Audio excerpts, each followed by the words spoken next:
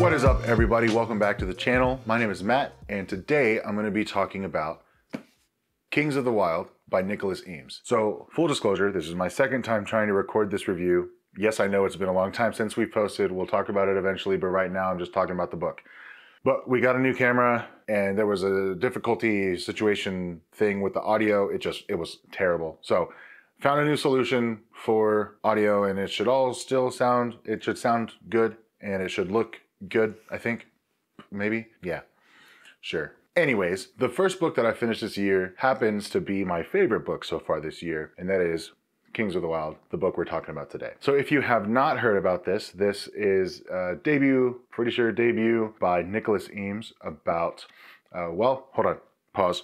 I'm gonna try to keep it as spoiler-free as possible. So this one might be a little shorter, and I'm just gonna go ahead and tell you, 5 stars, absolute 5 stars. I highly recommend this book if you just want a nice, easy fun reading experience with approachable writing style, a lot of humor, a lot of action, a lot of character development, and yeah, anyways, I think I'm getting ahead of myself. Kings of the Wyld is about a group of former mercenaries that are like just old, washed up, not doing it anymore. They're all separated, living their own separate lives. And our main character, his name is Clay Cooper, who was a part of this mercenary band named Saga. Now, Saga was a very well-known band, troupe, if you will, and they have had their glory for sure. And people know their names. There are legends about them, songs about them, etc. But when we meet Clay, he's older. He's not like senile, but he's just kind of living at his house with his wife and his daughter, and they have dreams of starting an inn and having that be like their lifelong goal. That's how they want to like retire or what have you. And eventually one day he is approached by another former member of Saga. His name is Gabriel, and Gabriel is asking Clay for help. His daughter is about to be in some very big danger, and he needs to go save her.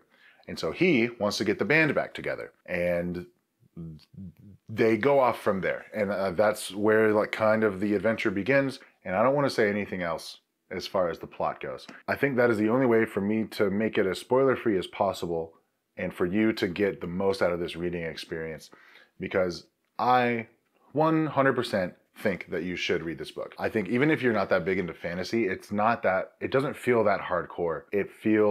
It's approachable, in my opinion. Let me talk about it a little bit. So Kings of the Wyld is filled with plenty of great, juicy, I don't like the word juicy. There's plenty of fantasy fight scenes that they're beyond satisfactory. I loved them. I loved every moment. Every action sequence, every fight scene was really freaking good. It kept me turning pages. I could not put this down. And overall, I think this book is paced really well, and it's a little on the fast side.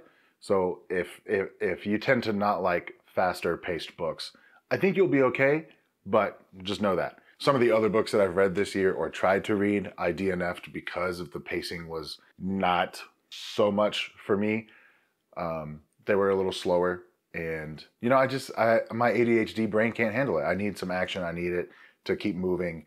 And Kings of the Wyld exemplified that perfectly. In addition to the fight scenes, there is the ending fight scene. So I heard on a podcast, Book Reviews Kill podcast.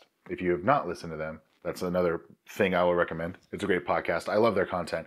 But they did an interview with Nicholas Eames, and Eames said that throughout the interview, he mentioned that the ending fight scene, the big, huge ending finale, was he got the inspiration for the way that it plays out while listening to the ending solo in Freebird. And if you know anything about that song, that might give you an idea as to what you have in store.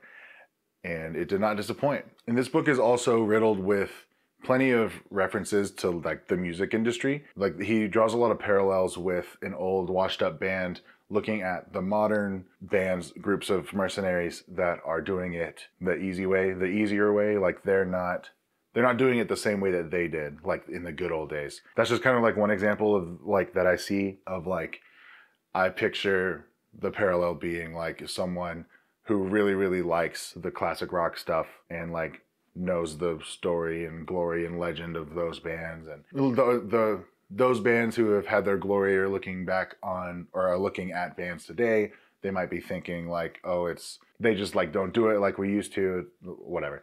I think you get what I'm saying. There is a ton of humor throughout this book. I lost count of how many times I laughed out loud, and Shawnee can attest to this. I was so entertained by this book. The characters and the way they interact, the dudes in Saga and their relationships, I loved getting to see them interact with each other just like the good old days. Like just guys being dudes. I don't know. There are a lot of points throughout this book that made me laugh out loud.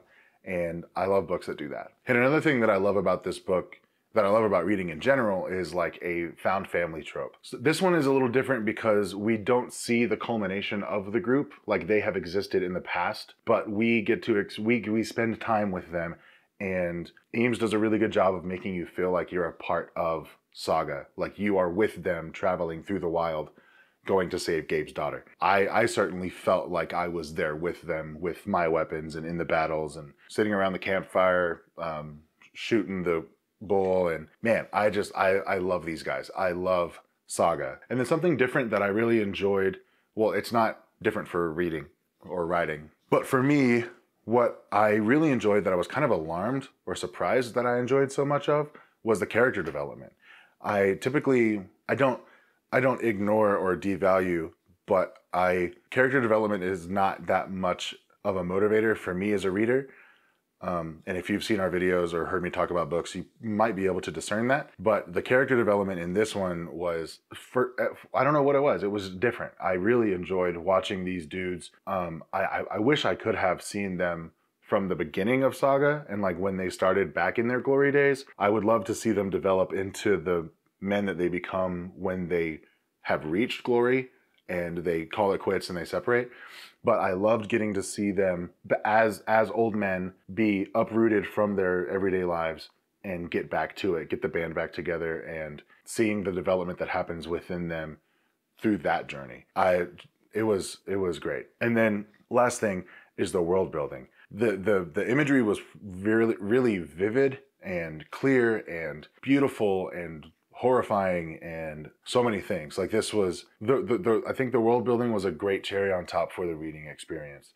Usually like character development kind of inconsequential for me as a reader. Like I love it, but if world building is kind of lackluster, it's not going to make or break the book for me. But I will say the world building in Kings of the Wyld is immaculate. And that's pretty much all I have to say about it. TLDR, this is a great book, 5 stars through and through. I am so excited to like relive this. I want to reread it. I want to re-experience. If I had to choose one book that I could reread, that I could read for the first time again, I think this would be my choice. Maybe that's recency bias, but nonetheless, this is an incredible book. Shawnee's going to read it soon, and I can't wait to talk with her about it. And I can't wait to talk to you about it in the comments if you want to read it, because you should. So that's going to do it for this video. Thank you so much for watching. What books have you read so far this year? I know it's a little late in the year to post your first video of 2024, but again, we'll get into it, and thank you for your patience and continued support. And yeah, we love you guys. We love getting to chat books with you. So yeah, thank you so much for watching, and we'll see you in the next one. Bye!